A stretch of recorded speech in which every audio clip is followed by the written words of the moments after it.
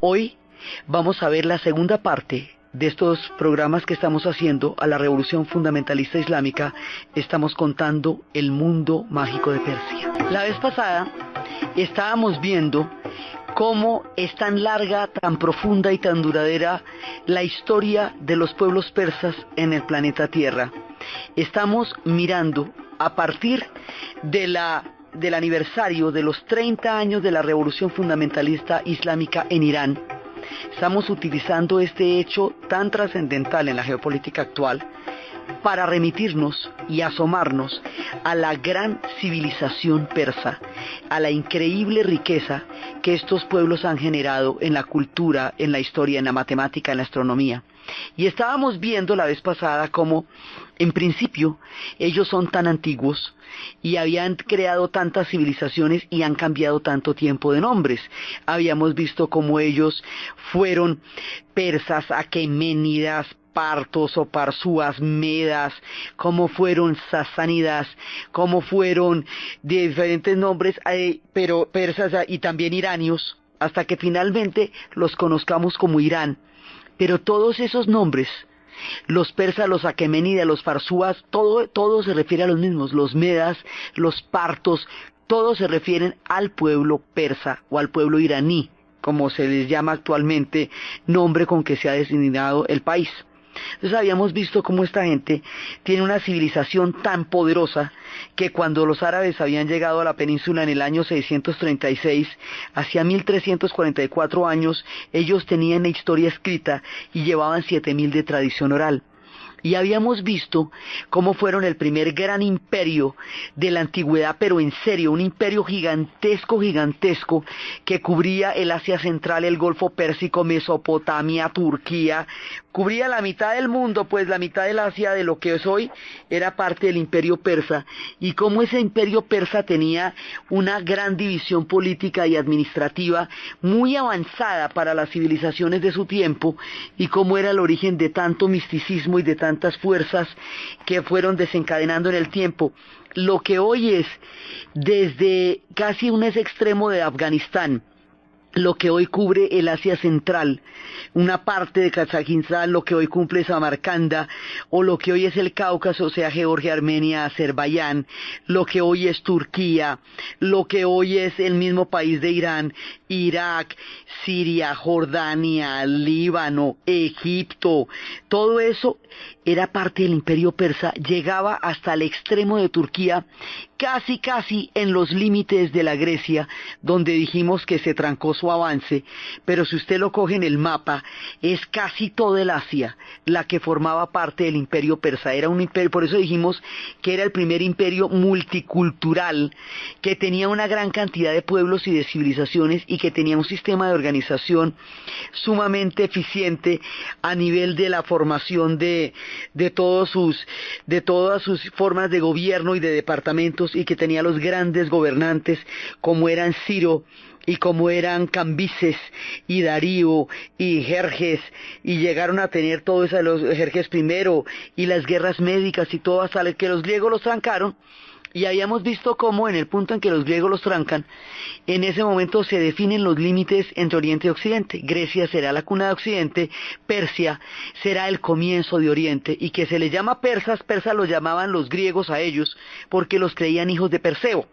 Ellos se llaman a sí mismos iranios, se llaman a sí mismos aqueménidas por los reinos, pero los griegos los llamaban persas, y por eso es que nosotros los conocemos así, porque a la gente la conocen como los griegos la llaman. Entonces habíamos visto su gran paso por la antigüedad, y cómo ellos habían conquistado Mesopotamia, y cuando ellos conquistaron Mesopotamia y los judíos estaban en el exilio de Babilonia, que en ese momento era el imperio de Mesopotamia, es cuando le van a permitir a los judíos regresar a su tierra, reconstruir el templo, volver a su práctica libre de su fe, y es cuando ellos van a reconocer la gran figura de Ciro y la historia de Esther. Así que la enemistad hoy tan supremamente polarizada y fuerte que existe entre el país de Irán y el país de Israel no existía en las épocas del antiguo imperio persa, porque Ciro fue para ellos más bien un benefactor que recuerdan ellos con gratitud en toda la época del fin del éxodo, del primer éxodo, que fue el momento en que los llevaron a Babilonia y cuando Ciro los rescató. Entonces habíamos visto esto y habíamos visto cómo ellos van a estar en guerras con los griegos, que son las médicas, en guerras con los romanos, que son los de parto, y como los partos, como Alejandro, entre los griegos y los romanos está Alejandro, como Alejandro va a conquistarla en Gaugamela y se va a enamorar de ella y la va a formar en parte de toda su leyenda, es su paso por Persia, y que cuentan que cuando estaba en la impresionante Persépolis un día, la leyenda dice que una bailarina ebria prendió una de las columnas de madera con una antorcha y el otro quedó contentísimo y se quemó Persépolis, pero nunca tuvo él la intención de quemarla. Eso cuenta la leyenda, pero Persépolis, una de las ciudades más fastuosas de la que la historia tenga memoria, quedó quemada ahí. Entonces, ellos tienen una etapa larga, poderosa, impresionante y fantástica en la antigüedad, que era cuando eran el imperio más poderoso de su tiempo, el imperio de Oriente, y que eran contemporáneos de todo el mundo. Eran contemporáneos de los griegos, de los romanos, de Alejandro, de los egipcios, y que habían tenido sus grandes dioses. Habíamos visto cómo eran zoroastristas, y cómo Zoroastro, hijo de Ahura Mazda, es como uno de los más primigenios monoteísmos que vamos a conocer, y cómo eso tenía una influencia tan grande en el judaísmo a partir del encuentro de los dos pueblos cuando Persia se extiende sobre la media luna fértil y sobre la Palestina después, y cómo esa evocación de los ángeles, de los demonios, del juicio final, del infierno, del cielo, de la resurrección de los muertos, de la inmortalidad del alma, todo eso formará parte luego del cristianismo y también del islam. Digamos, ahí hay una serie de influencias que la vez pasada notábamos que eran muy importantes en nuestra actual formación religiosa, pero que no se relacionan con Persia, aunque hayan estado tan directamente influidas por el pensamiento persa de su época, porque los griegos aislaron, crearon un dique entre su esplendor y el conocimiento que nosotros tenemos de los persas. Otro tanto los romanos, y así en adelante. Entonces, primero tienen una antigüedad asombrosa, sensacional, fantástica, de estreno mundial. Cuando ya termina la antigüedad, los romanos no logran derrotarlos. Ellos ya tienen el dios de Mitrani, y ese dios de Mitra va a ser muy influyente con los romanos en una época, hasta que van a hacer un sincretismo entre la Roma cristiana y el dios Mitra, y van a celebrar el 25 de diciembre, que era este sol de Mitra, como el día de la Navidad, en un sincretismo entre el viejo dios Mitra y la llegada del cristianismo. Entonces después estábamos viendo en la parte donde se empiezan a formar los orígenes de nuestras historias, y los orígenes de nuestras historias se van a formar con la llegada del Islam. Y habíamos visto cómo el Islam llega de una manera árabe, porque corresponde a las expansiones, o sea, la historia aquí va y vuelve.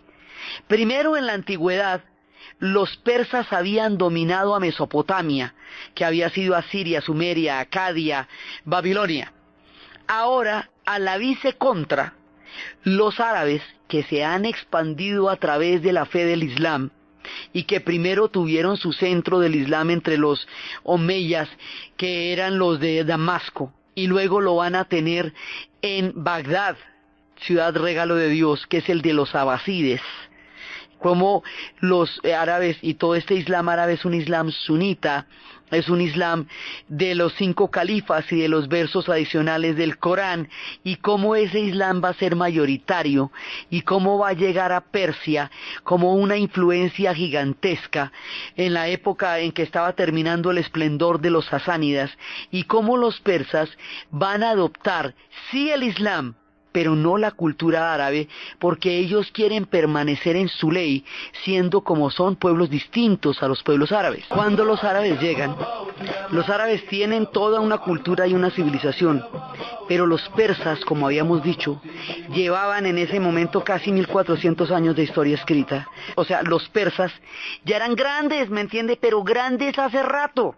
Entonces, como son una civilización tan supremamente avanzada en ese momento, sí aceptan la fe pero no aceptan la dominación del pueblo que la trae, aunque queden sometidos por los califas. Entonces la manera como ellos expresan que sí se someten al Islam, pero que no aceptan la autoridad de los califas, es volverse chiitas. Entonces habíamos visto que los chiitas son los que vienen es de la línea del seguimiento del profeta, de la línea que reivindica a la familia asesinada del profeta y que buscan los imanes una continuidad espiritual de la línea del profeta. Y no reconoce los 5 califas, que son una solución administrativa al gobierno del Islam después de la muerte de Mahoma. Entonces ellos van a decir, si nos volvemos musulmanes, muslim significa el que se somete, pero no vamos a aceptar a los árabes como dominadores, porque esta gente se siente más antigua y más consolidada. Sin embargo, esa mezcla, digamos, ese formar parte del mundo del Islam, aunque no los acepten en su forma árabe, le va a dar a los árabes el contacto con esta gigantesca civilización, y el contacto con esta gigantesca civilización va a ser un aporte colosal al mundo que los árabes ya traían, y esta fusión, este encuentro, digamos, de estas dos civilizaciones es lo que va a producir toda esa cantidad de conocimiento en la astronomía, en la matemática, en el álgebra, en el algoritmo, en los logaritmos. O sea, ustedes abren la Baldor y la mitad de la Baldor está en esta zona y en esta época. Y entre los personajes grandes y maravillosos que Persia dio, está un poeta que es además un matemático y un astrónomo que se llama Omar Khayyam. Omar Khayyam va a vivir de 1048 a 1131. Él es un matemático, es un astrónomo, es un poeta, nació en Nishpur y fue en ese momento estuvo en la capital selyúcida de Jurasán. Y se encuentra en sus versos transcripciones y maravillas, y es un personaje que hizo una cantidad de tesis sobre demostraciones de álgebra y comparaciones, que modificó el calendario lunar de los árabes para convertirlo en un calendario zoroastrista que tenía un nivel de exactitud mayor. Posteriormente fueron otra vez obligados a tomar el calendario árabe, pero tenían uno que era todavía más exacto, que fue el que él demostró, y esto fue el que estudió en el Observatorio Astronómico en Maraf, que es en Mari, en Turkmenistán. Fue un colaborador con astrónomos y matemáticos y sabios, pero este tipo tan intelectual es un hombre sibarita, embriagado, enamorado del vino, de la parranda. Entonces combina unos conocimientos matemáticos absolutamente impresionantes con unos versos maravillosos, con unos versos que hablan de desde la misma matemática hasta la embriaguez de la vida, ¿no? O sea, él es un personaje muy completo, uno de los hombres que poblarían el Renacimiento en Italia eran como él. Entonces puede ser capaz de desarrollar un pensamiento astronómico colosal, hasta modificar un calendario, y puede ser capaz de escribir a la locura y a la belleza, y escribir al amor y al delirio y a todas las cosas maravillosas por el vino. Si el vino es bálsamo para las heridas, si el vino alivia las penas del corazón, traedme todo el vino del universo, pero no me prives del dolor. El vino huele al color de las rosas ofrecen su sangre al vino, la copa transparenta su magia, la noche es el ojo quieto del día. Oh bien amada, bebamos, la aurora brilla en nuestras copas, y un vaho de rosas se amuralla a tu costado, y tu cabello se derrama como la noche. Si estás ebrio, Khayyam, procura ser feliz. Si contemplas extasiado a tu amada, procura ser feliz. Si contemplas extasiado a tu amada, procura ser feliz. Si sueñas que no existes, busca la felicidad, ya que morir es la nada. Una mezcla de escepticismo y embriaguez y un altísimo conocimiento de las matemáticas hacía de este un personaje increíble. Del perigeo de la Tierra al apogeo de Saturno, he descubierto todos los misterios astrales, rompiendo las barreras del engaño y del fraude, salvando todo obstáculo, menos el diseño del destino. un personaje profundo y exultante. Rosa gritó: yo soy generosa en libertad, entre risas mis pétalos soplan, cruzando el mundo mi cáliz revienta y su carga de monedas vuelan por doquiera. Este personaje, Omar Khayyam, esto que estamos leyendo son las Rubayatas, es uno de los personajes que caminaba por las calles de Persia en las épocas de la gran astronomía. Entonces, esta gente va a dar muchos sabios y va a producir mucha gente, mucho misticismo. También habíamos hablado de Zoroastro, y cómo Zoroastro había creado todo un espectro del mundo, y habíamos hablado de los templos del silencio, de cómo ellos consideraban que el hombre debería volver a la naturaleza, como tu naturaleza lo había traído, a través de esos templos en donde se dejaban los cuerpos, para que los cuervos los devoraran, y de esa manera, a través de la comida, de la carroña, pues de la comida del cuervo, la naturaleza vuelva a reclamar lo que ella misma trajo.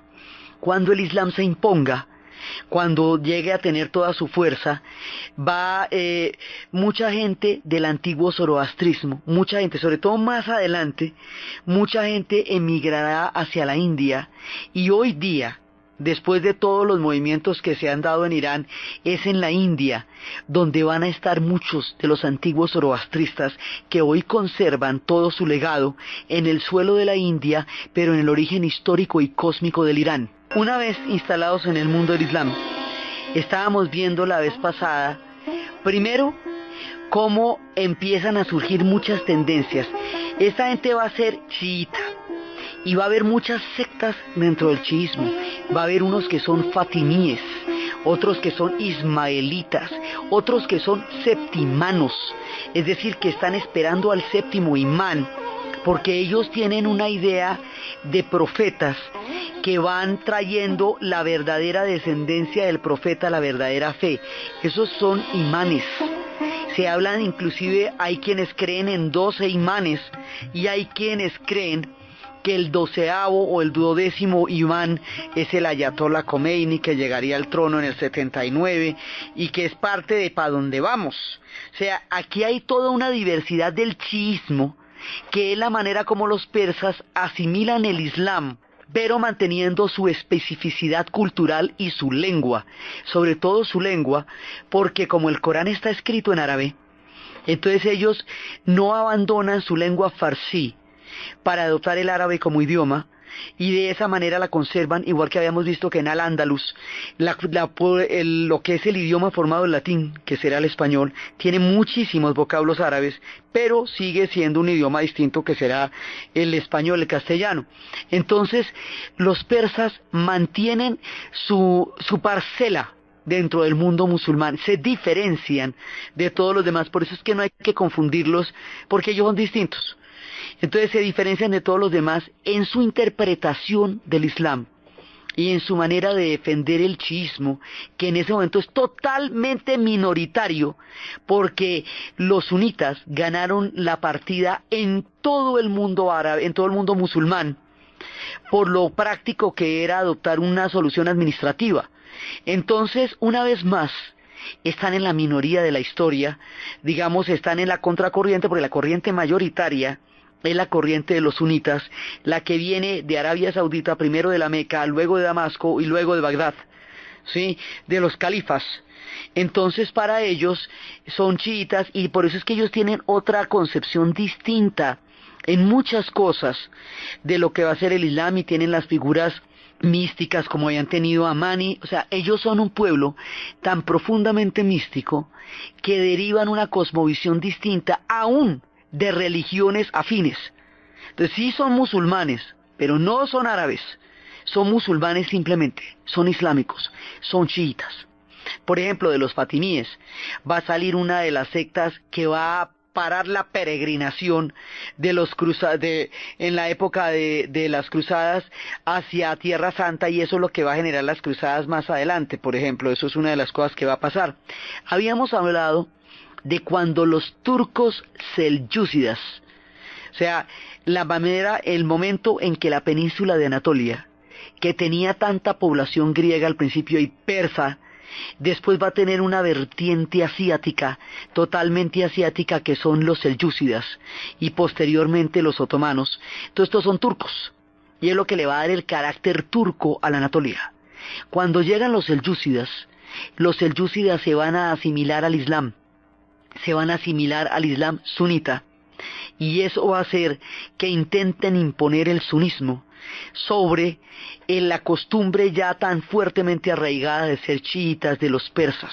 Esta llegada de los turcos a ellos los va a poner en guardia porque sienten que esa llegada de los turcos es una amenaza contra su religión. Son los turcos que vienen metiéndose en el mundo de los persas. ¿Por qué llegan los turcos? Porque se acuerdan de que los turcos van a terminar derrotando a los árabes y van a terminar adoptando la fe islámica. Pero una cosa es que los turcos entren en un torrente de civilización gigantesca como son los árabes, adoptando una fe. Los turcos son pueblos guerreros, pero no tenían en ese momento el nivel de sofisticación que los árabes tenían.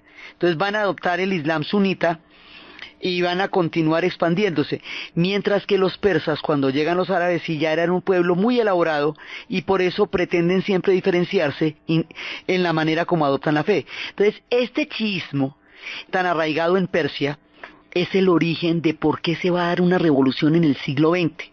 Esto estamos hablando del siglo XI, XII y XIII.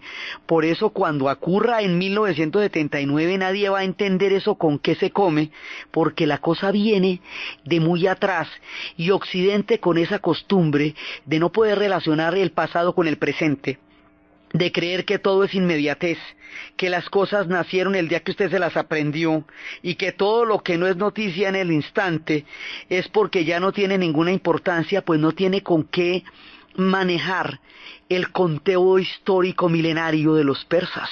O sea, estas civilizaciones cuentan su tiempo en milenios y van y vienen del pasado con la misma tranquilidad con que usted cruza las calles. Este eterno presente, este instante único en el que Occidente vive, no es la manera como viven los persas, ni como viven los árabes. Esa es una de las mayores dificultades para entenderlos, porque nosotros que tenemos una amnesia permanente y olvidamos las cosas con tanta facilidad, nos cuesta trabajo entender qué pasa con la gente que trata de la manera más cotidiana cosas que pasaron en el siglo XI. Pero como la historia es una continuidad, pues cosas que pasaron en el siglo XI pueden reventar en el siglo XX en cualquier momento que tú te descuides. Esto se forjó en milenios y se hizo visible solamente hace 30 años, pero el tema es del siglo XI. Entonces se hacen chiitas y para poder, combatir la expansión del sunismo, ya no en la versión árabe, sino en la versión turca, es cuando el hombre de la montaña funda la secta de los asesinos, los fumadores de hashish, que habíamos visto la vez pasada que era un castillo, una fortaleza que se llamaba el Alamut, que esa novela la escribió Bartol, un hombre que vivió en 1938 durante la era del fascismo y que hacía una analogía entre el totalitarismo y el manejo mental y la manipulación de almas y de cuerpos que hicieron el fascismo, el estalinismo y el nazismo, y la manera como el viejo de la montaña del Alamut sometía a sus guerreros a las maravillas y a las mieles del paraíso, de las mujeres del Edén, de las vírgenes de su harem, y fumaban hashish como una alteración cósmica para luego llevarlos a asesinar a los turcos selyúcidas, prometiéndoles ese mismo paraíso que ya habían probado, creando en ellos la gran ilusión de hombres, para que después de que cumplieran sus misiones, ese paraíso les fuera entregado de manera inmediata, y es cuando va a crear el asesinato político como un instrumento. Pues no es que se lo inventen ellos, pues eso siempre ha existido, pero es una manera en que ellos van a relacionarse en su lucha contra la expansión de los selyúcidas. Entonces habíamos visto cómo el hombre de la montaña, del Alamut, crea la secta de los asesinos, pero así como está la secta de los asesinos y estos temibles guerreros que tienen esa imagen del paraíso, ahora mire desde dónde vienen todos esos imaginarios que hoy día resultan tan perplejos y tan desconcertantes y tan atemorizantes para Occidente, porque no tiene cómo medirlos, desde los tiempos del hombre de la montaña. Esta gente la aniquilaron los mongoles, no es que siga por ahí, pero crearon imaginarios que de vez en cuando vuelven y aparecen cuando tú menos te lo imaginas. Entonces por un lado pasa eso. Pero por otro lado, estábamos empezando a hablar de una manera mística de entender el universo, que se llaman los sufíes. Y los sufíes parten de Irán. Hoy por hoy hay en todas partes. Hoy por hoy están en Turquía, una gran cantidad de ellos. Están en el Líbano. Están en muchas partes del mundo islámico y se les distingue por esa danza extática, circular, cósmica, en el cual ellos entran en una oración y en un trance, porque es a través del éxtasis de la música y de la danza como ellos van a contemplar su presencia con Alá. Los sufíes son anteriores a la formación del Islam, pero se van a meter en el Islam también. Los sufíes son los que creen que el mundo es un océano de amor cósmico, que todos los seres vivos participamos del amor y necesitamos el amor, los animales, las plantas y las personas, que es a través del amor que nos conocemos, que es el amor lo que realmente nos une, que la comunicación entre una madre y un hijo, en la época en que el hijo no habla, durante los primeros años de la vida está mediada por el amor, que la mirada del amigo que te revela exactamente qué es lo que está pensando, ese conocimiento lo tienes porque lo amas, que cuando te enamoras, rápidamente entras a conocer a una persona a la mayor velocidad, porque de ese conocimiento depende el podérsele acercar. Hablan del amor como un fluido, dicen que el amor fluye en todas las direcciones y que por lo tanto siempre es susceptible de aparecer en cualquier parte y entre cualquiera, que el amor hace muchas cosas pero no se puede almacenar porque no es un stock, hay que estarlo alimentando permanentemente porque si no se muere. Dicen que el amor además, como son alquimistas, no es que la gente cuando está enamorada vea el mundo más bonito, es que los enamorados tiñen mediante un fenómeno alquímico la realidad de un color hermoso y hacen más bello el mundo, y por eso es que ellos ven el mundo más bonito, porque son conscientes de la particularidad que le produce a la atmósfera la alquimia de dos seres que se aman. Entonces ellos hablan del amor como ese conocimiento primigenio que tiene el hombre, al que definen como un ser afectivo, mucho antes de un ser racional, porque dicen que el conocimiento llega mucho más tarde, mientras que el amor está presente en el nacimiento mismo de una criatura. Si ustedes pues ve que muchas veces las muertes súbitas, los autismos y una cantidad de problemas en los niños están relacionados con la falta de amor, entiende de qué están hablando los sufís.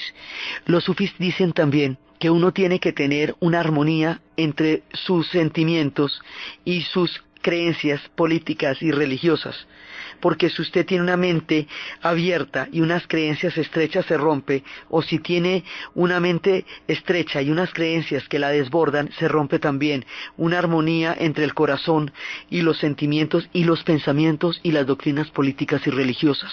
Estos sufís son los que después, cuando llegue la época de las cruzadas, cuando Leonor de Aquitania sea obligada por su esposo francés a asistir a una cruzada y encuentre esta profunda sabiduría de los sufís, se lleve ese espíritu a Francia, lo convierta en el amor romántico, en ese anhelo de conocer al otro a través de la idealización y de la maravilla, empiece a cambiar la vida de la mujer en Occidente, que hasta entonces era solamente una propiedad sobre la tierra, y que a partir de la llegada del amor romántico se vuelve un sujeto de seducción, porque los hombres llevaban muchísimo tiempo guerreando y entonces las mujeres estaban solas y empezaron a crear alrededor de ellas, como dueñas y señoras del castillo, todo un mundo de juglares y de trovadores que estaban a su alrededor con versos y con poemas, y como la seducción de una mujer casada era un riesgo tan alto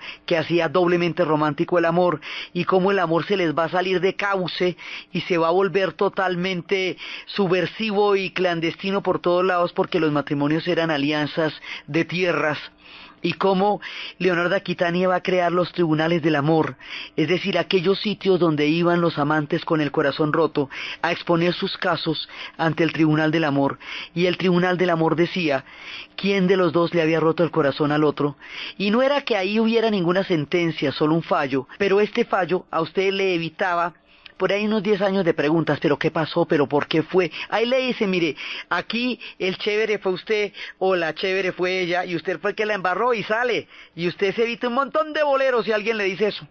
Entonces, los tribunales del amor son la manera como Leonor de Aquitania va a interpretar. Y el amor romántico es la influencia que en Occidente llega del sufismo. Estábamos hablando en el programa pasado cómo Persia nos ha influenciado una y otra vez, pero sus influencias no son reconocidas por Occidente porque siempre estuvieron del otro lado de las noticias, del otro lado de los voceros de la historia, del otro lado de los que crearon los pilares de Occidente. Entonces, el amor romántico viene de los sufis. Pero nosotros lo vamos a conocer en las versiones occidentales sin tener claro de dónde viene esta maravilla de suspiros y miradas vidriosas con las que se sueñan los perfumes del amor. Esto viene de Persia, me estábamos leyendo a Omar Khayyam, es de allá y es del sufismo, de esta prodigiosa manera de entender el mundo como un océano de amor cósmico, de donde viene el amor romántico. Estos sufis son embriagados de la vida. Hablaban a veces de los sabios, de los místicos sobrios, eran aquellos muy ascéticos, y de los místicos ebrios, que era como le decían a los sufis, porque se caracterizaban por las emociones y las pasiones extremas de la embriaguez de la vida.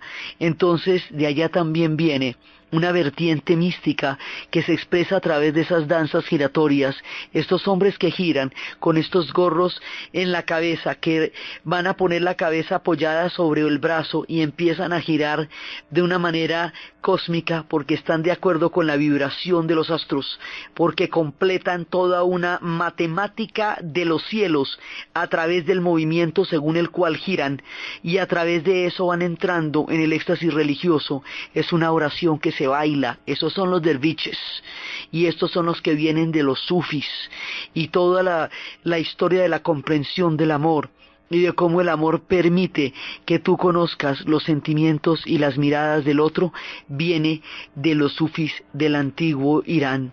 Entonces, esta gente produce muchas vetas de civilización y de misticismo profundamente desconocidas, pero entrañables, cósmicas y magníficas, de muchísimas naturalezas, una de las culturas más complejas, más enriquecidas, fascinantes y desconocidas son estos pueblos persas. Otra de los rasgos y de las características del pueblo persa son las alfombras, el arte de las alfombras, estos tejidos que están registrados como alfombras voladoras en las 1001 noches. Es una manera de vivir. Muchos de los pueblos del antiguo Irán o de Persia son nómadas. En los nómadas, la alfombra lo es todo. La alfombra es su cama, su tienda, su cobija, su abrigo. La enrollan y la llevan en los camellos por las caravanas del desierto.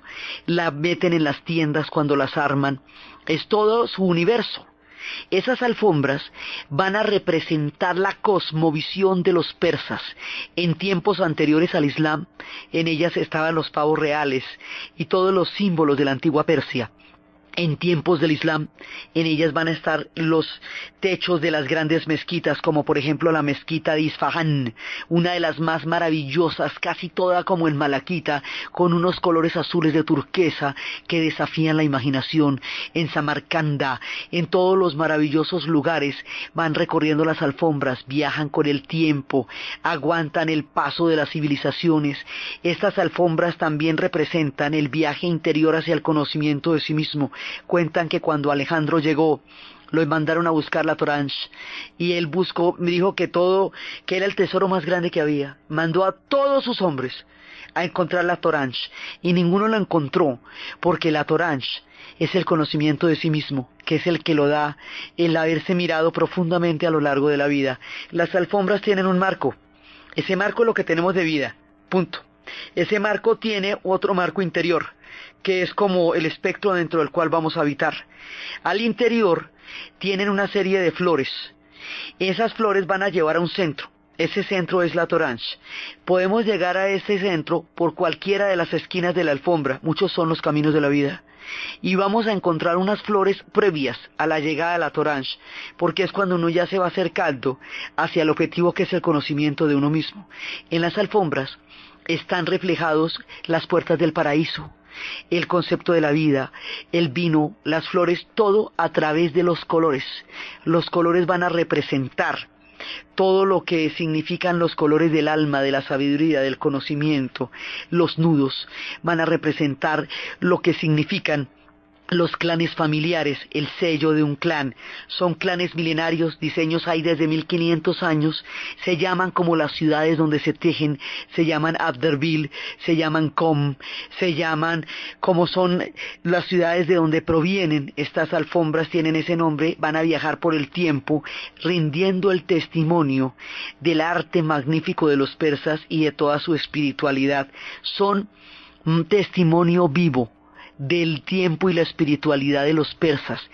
Son a la civilización persa lo que los cuadros fueron y han sido al arte europeo, una manera de reflejar toda la cosmovisión y el concepto de cultura que un pueblo tiene.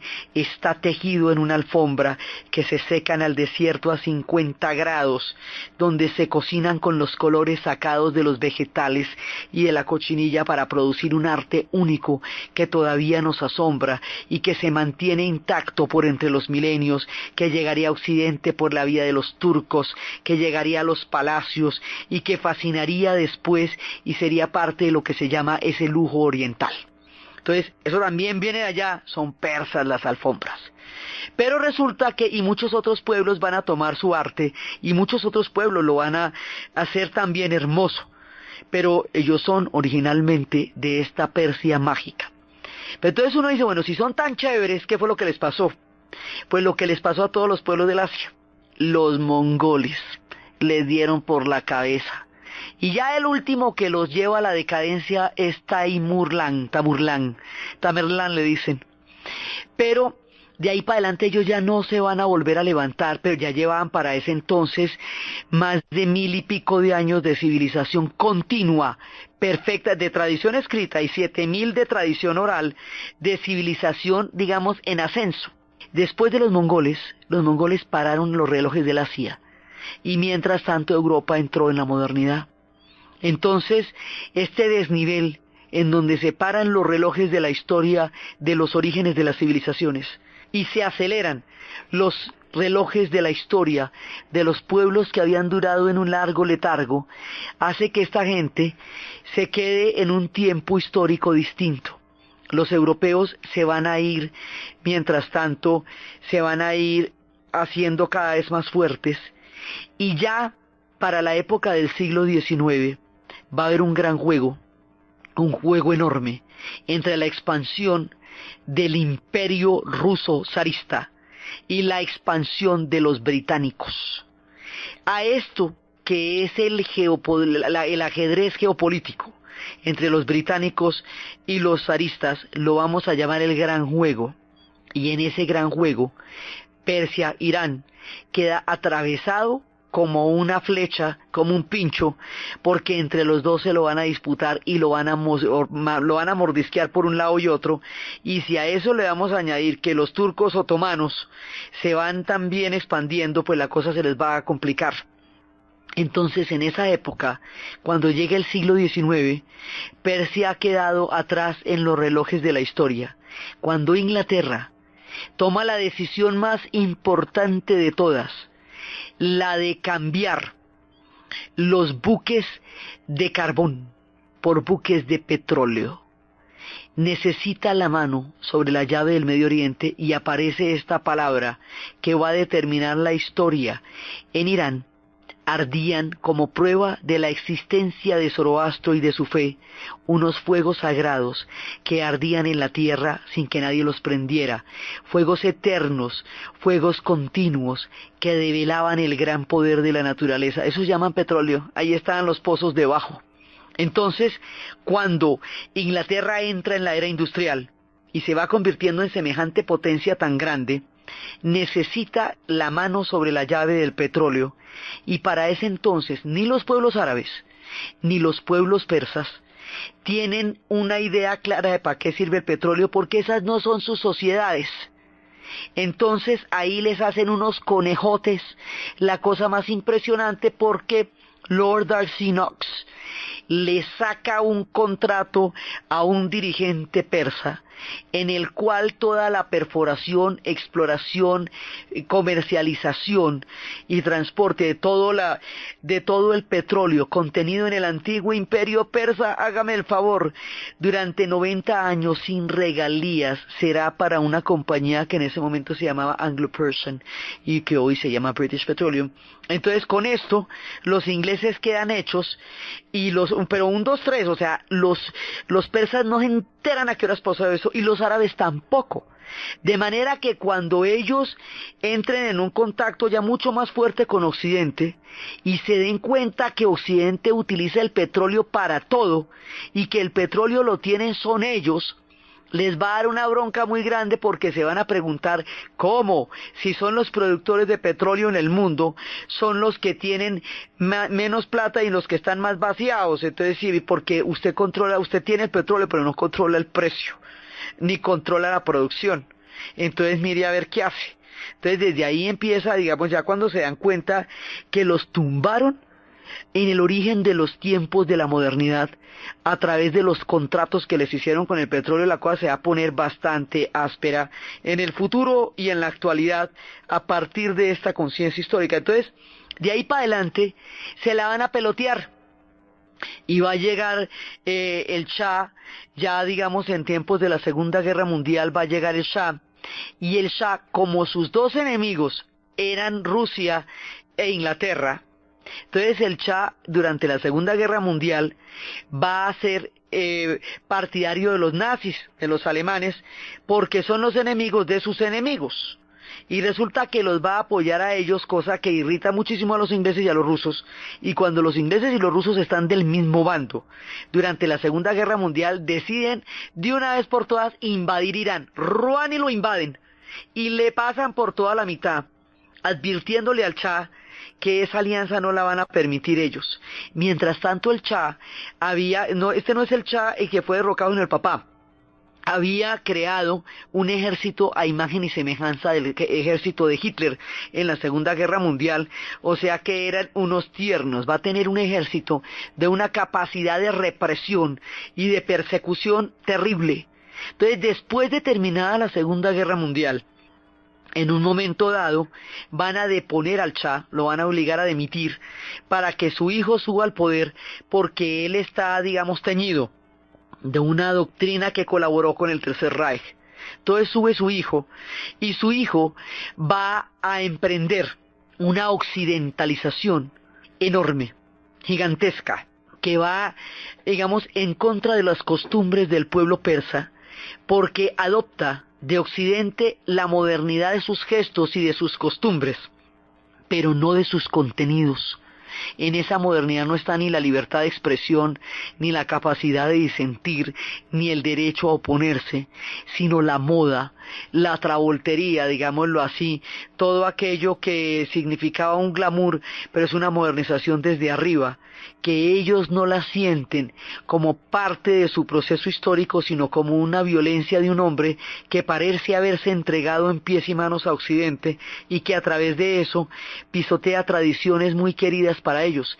Este proceso del Shah de Irán es un proceso absolutamente importante para entender por qué se dio esa revolución en esa tierra y en ese momento. Ese proceso, el origen de lo que pasa y la manera como eso se va a desencadenar es lo que vamos a ver en el siguiente programa. Entonces, desde las alfombras voladoras, desde los tejidos tribales, desde el embriagante verso de Omar Khayyam, desde el éxtasis del sufismo, desde la riqueza de la civilización de los persas y su astronomía, sus calendarios y su matemática, desde la formación de los chiitas, desde los fatimíes y de los ismaelíes y de los septimanos, y todo ese complejo místico y vibrante que significa la civilización persa, en la narración Diana Uribe, en la producción Jessy Rodríguez, y para ustedes feliz fin de semana.